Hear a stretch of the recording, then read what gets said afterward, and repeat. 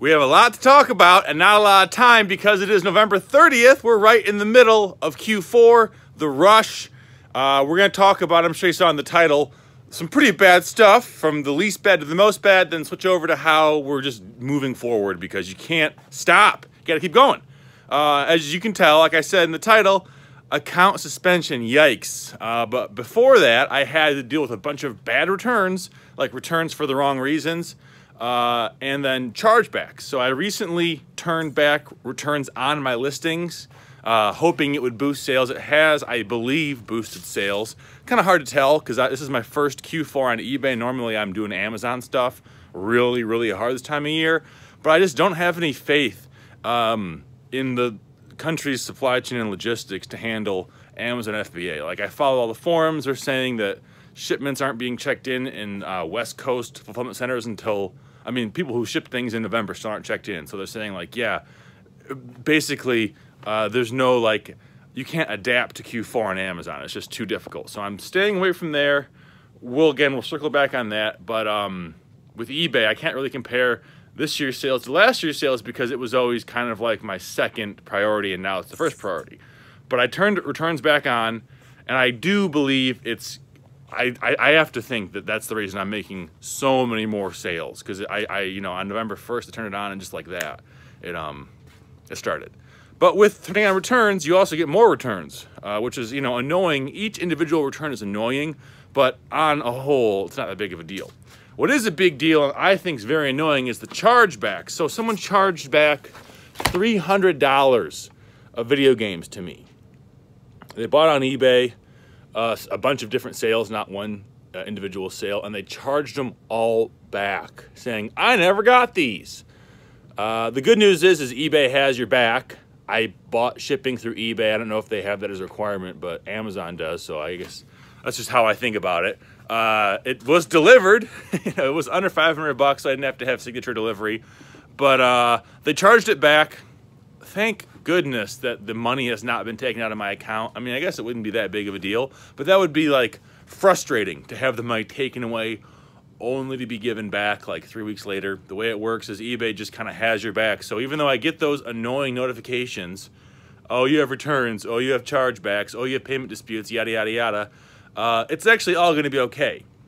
Speaking of annoying notifications, yesterday I was driving at about, I don't know, 4:45, and I had to pull off the road because I had to give my total attention to an email I got from Amazon. My account had been suspended. And I was just like, what? Oh, huh?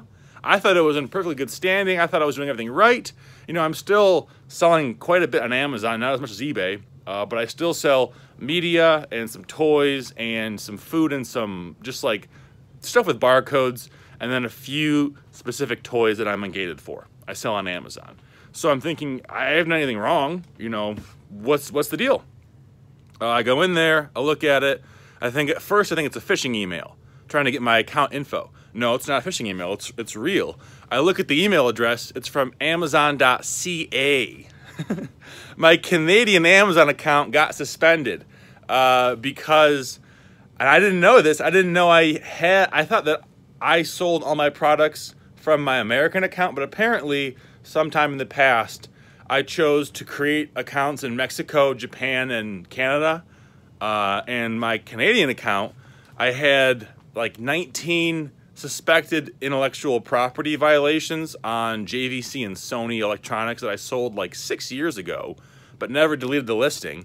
And even though they were fine in America, in Canada, I guess because of all the laws they have, I don't really know. I didn't ask questions. The guy, I called them immediately and I was like, hey, what's going on? Like, let's fix this problem.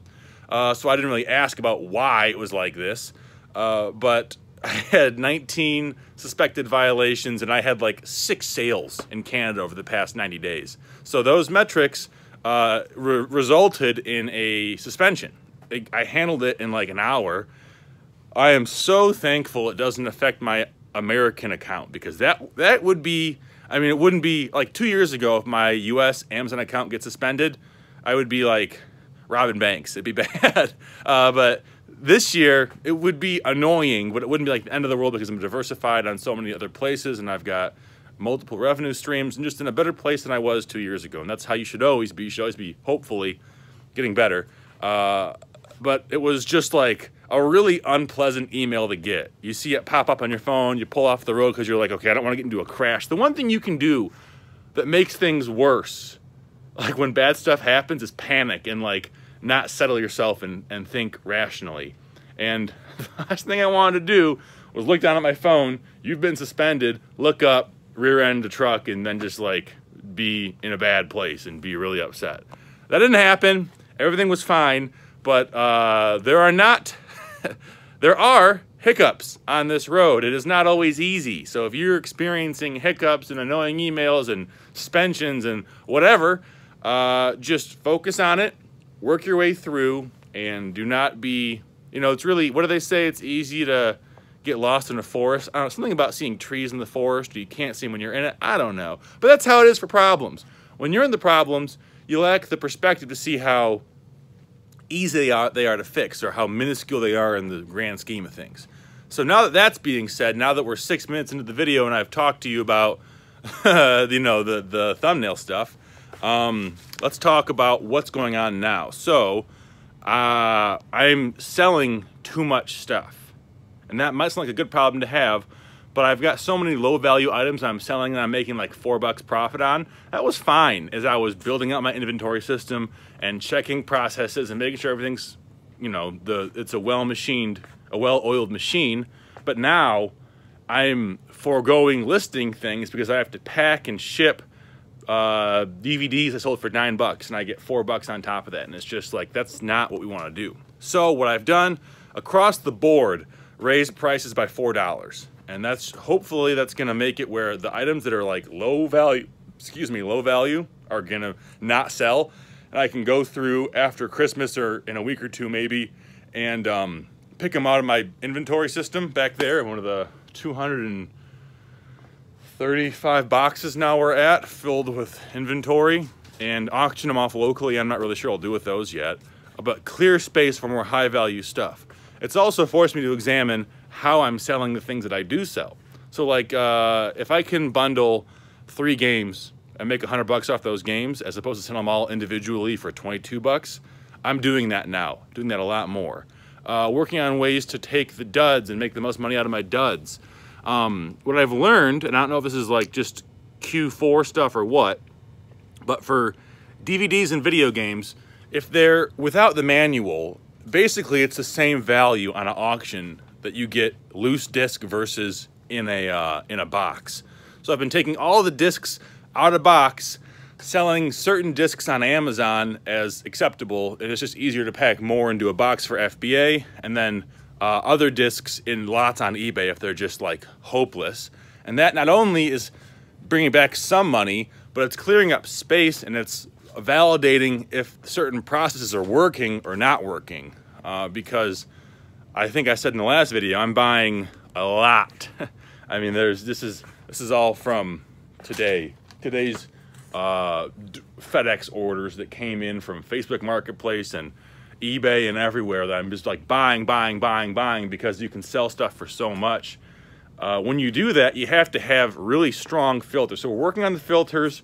We're making things more efficient, getting things into inventory faster, getting rid of bad inventory, clearing up space for better inventory, and then hopefully this continual path leads us towards more progress. That's the hope.